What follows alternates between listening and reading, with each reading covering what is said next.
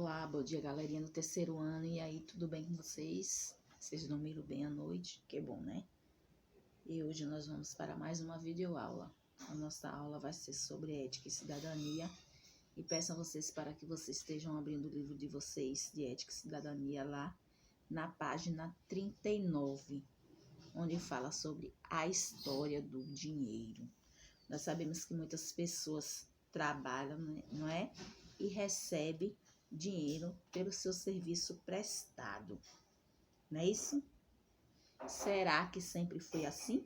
As pessoas sempre trabalhavam e recebiam dinheiro, uma recompensa pelo seu trabalho prestado?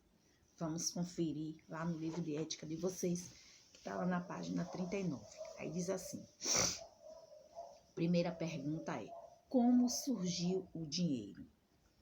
No passado, as pessoas produziam coisas somente para o seu próprio sustento, para se manter, como arroz, feijão e outras mercadorias.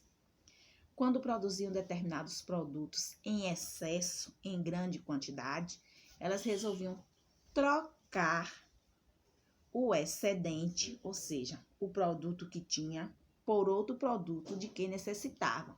Por exemplo, eu produzia muito feijão e você produzia muito arroz. Então, se eu tinha o feijão e você tinha o arroz, e eu não tinha o arroz e você não tinha o feijão, eu dava o meu feijão em troca do seu arroz. Para não perder essa produção,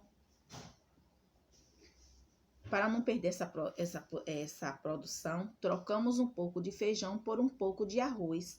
Dessa forma, ficou conhecida como escambo.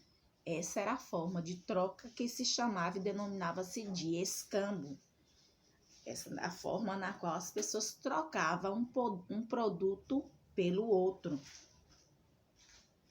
Nessa época não existiam as moedas e nem o dinheiro de papel. Não existia ainda a moeda e nem o dinheiro de papel.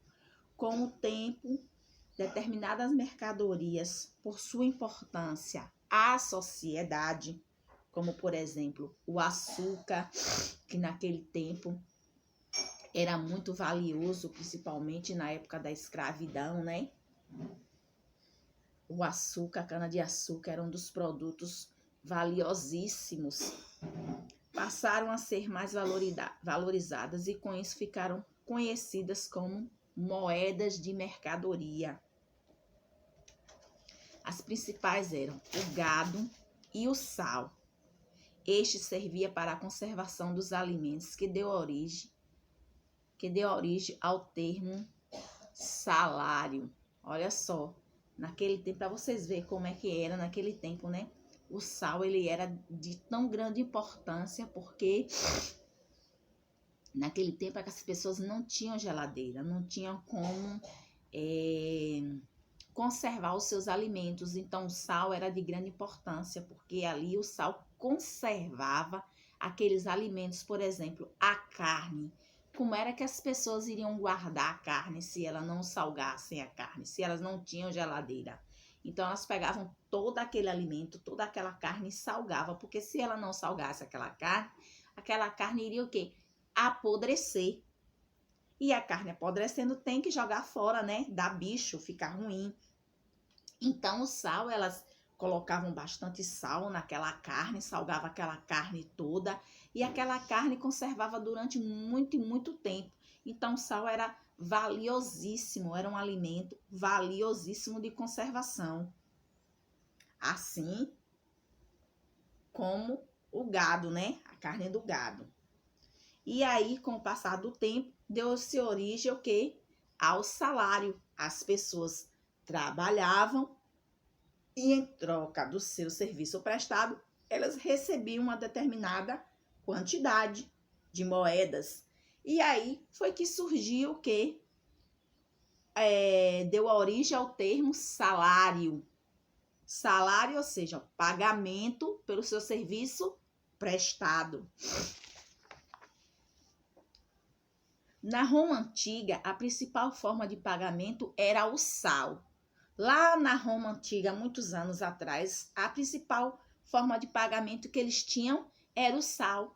como forma de pagamento, eles davam sal para as pessoas, pelo serviço prestado que aquelas pessoas faziam. Olha só como o sal era valiosíssimo. Com o decorrer dos anos, essa forma de negociação deixou de dar certo, pois não havia como guardar essa riqueza, já que os alimentos eram perecíveis. A melhor forma de conseguir guardar e acumular riqueza veio com a descoberta do metal, com o cobre, o ouro, a prata e o bronze. Depois de um tempo, houve uma padronização no formato e no tamanho desses metais. O valor da moeda era definido pelo tipo de metal. Por exemplo, o ouro vale mais que a prata e a prata vale mais que o cobre. Então, se o ouro vale mais do que a prata, então era necessário que a moeda de ouro tinha um valor maior do que a moeda de prata. E a moeda de prata tinha um valor maior sobre a moeda de bronze. Por haver várias tentativas de fraudes em relação à autenticidade do metal, se o metal era verdadeiro, era autêntico ou não, passou-se a acumular na face das moedas o seu valor. Ou seja, nas moedinhas tinha lá, como se tem hoje, o valor 10 centavos, 5 centavos, R$1, né? Tinha lá dizendo qual o valor daquela moeda. Agora as moedas são feitas de liga metálica e níquel, já não são mais de ouro e prata. Observe que antigamente era feitos de ouro, prata e bronze. Então, se eu tinha uma moeda de ouro, eu era uma pessoa rica, era uma pessoa de posses que tinha muitos bens. Tinha uma moeda de ouro.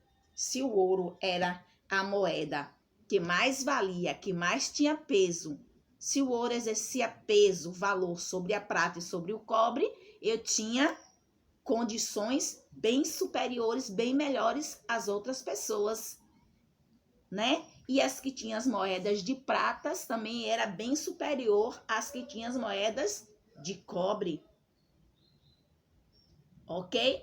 Hoje já não são mais feitas moedas de ouro e nem de prata para circular no comércio, né? Entre as pessoas como forma de pagamento. Imagine só se naquele tempo já tinha, digamos assim, que o olho grande, a ganância pelo ouro e pela prata. Imagine agora, nos tempos de agora, se essa forma fosse contínua, se continuasse a fabricar moedas de ouro e de prata para circular entre as pessoas. Haveriam mortes, né? Muitas pessoas iriam morrer, porque as pessoas, elas são movidas o quê? Pela ganância do dinheiro. Quando se fala assim em ouro, as pessoas ficam assim, né? Perde até a noção das consequências, perde a noção do que venham a acontecer sobre o efeito da palavra ouro. Uma moeda de ouro. Já pensou? Eu tenho uma moeda de ouro, eu sou uma pessoa rica. Imagine só. E aí, pensando nisso tudo, as moedas foram feitas de liga metálica e níquel, né? Elas não têm tanto valor referente ao seu metal, do que ela é feita, mas tem um valor representativo no qual ela representa de valor, como R$1, moedas de R$1, moedas de 25, moedas de 50 centavos. Então, elas têm um valor, né? Se você vai ao mercado comprar alguma coisa e falta 50 centavos ou falta R$1, a mercadoria não passa, você não traz sua mercadoria, suas compras para casa, fica lá no mercado. Então, para vocês verem, elas têm um grande valor. Não é isso? Devido à dificuldade em guardar e transportar moedas, inventou-se o dinheiro de papel, pois as moedas também têm peso, elas também pesam. A tarefa de guardar dinheiro alheio foi designada aos bancos, que em troca dão ao indivíduo um recibo com o valor da quantia guardada. Então, se eu tenho muito dinheiro em casa, é necessário que eu guarde para minha segurança e para a segurança daquele valor que eu tenho, que eu guarde em um banco. No começo do século XX, muitos países começaram a emitir cédulas de papel, que são as notas de papel, que fixavam os valores nas notas, evitando possíveis falsificações de recibos e prejuízos aos bancos. É por isso que nas cédulas de papel, no nosso dinheiro de papel, eles têm uma marca d'água. Cada uma cédula tem uma marca d'água. Se você pegar uma nota dessa e você sentir que o papel é inferior àquele material verdadeiro e que ela não emite aquela marca d'água, é uma falsificação daquele dinheiro. O tamanho e a forma do dinheiro de papel são diferentes em cada país do mundo. Como no livro de vocês podem observar as cédulas de R$2, R$5, R$10, dos R$20, R$50 e R$100. E agora até mesmo nós já temos circulando aí, né, as notas de R$200, ok? Então, sem o dinheiro, por alguns motivos, em alguns determinados motivos, nada podemos comprar sem o dinheiro. Hoje existem os cartões de créditos que facilitam, mas em alguns casos, sem o dinheiro, nós não podemos comprar certos mantimentos, né? Em determinados locais não é permitidos cartões, é só dinheiro. Então, se você não tem o dinheiro, você não pode comprar, ok? A nossa aula sobre educação, a história do nosso dinheiro, fica por aqui. Na próxima aula nós continuaremos, ó. Um grande beijo, um grande abraço da Promara e até a próxima aula. Tchau!